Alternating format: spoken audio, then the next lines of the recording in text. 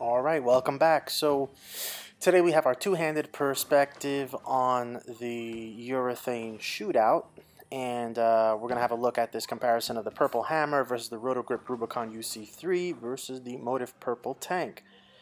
So I started with the purple hammer, and if you've seen my primary review, you know I felt it's a great ball for my two-hand game. I can play, I would say, just left of the fourth arrow as opposed to being as deep as the fifth arrow with reactive. Now this test was a continuation right after the one-handed test. The shot looked good for a bit, and then it kind of broke down with the carry down. I tried to use a break point further in, and I was kind of shocked to see it really had no chance to recover. So it looked like the pattern had kind of blown up a little bit, and I had to move 5 boards with my feet left to find the pocket. The shot had just softened up.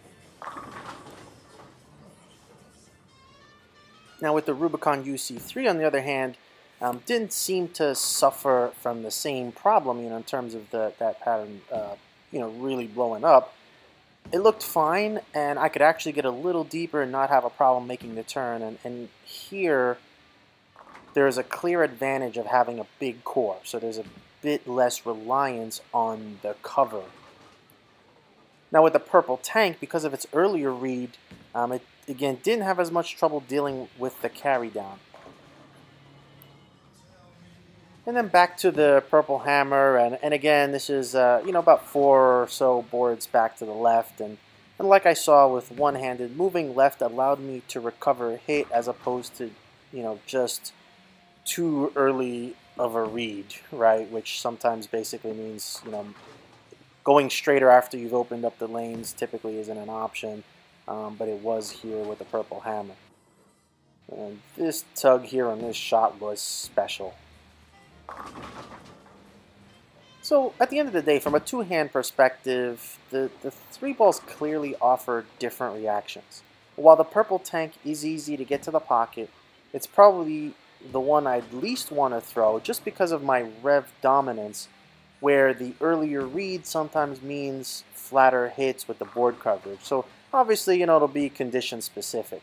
And clearly with the purple hammer and the Rubicon UC3, they were absolute joys to throw two-handed, but did their business a little differently than each other. And as I did with my one-handed, I am going to give you a personal ranking. So, from a two-handed standpoint, in terms of back end, it's still going to be the Rubicon UC3 first, purple hammer second, and third is the Motiv purple tank. In terms of overall strength, I think it's the same deal, Rubicon UC3, purple tank being second, and then purple hammer being third. And in terms of overall rating, which ball I want the most, I'm actually going to give it a tie for the Rubicon UC3 and a purple hammer, and then the Motiv purple tank coming in third. And the tie, I would say, is due to intended use. The Rubicon UC3 is sort of a sweet spot of reactive-like urethane that finally gives me the best of both worlds. And the purple hammer is a cleaner, more traditional urethane reaction that is controllable but still hits and doesn't make me open up my angles nearly as much as other balls. So they each have their, sweet spot in terms of intended use.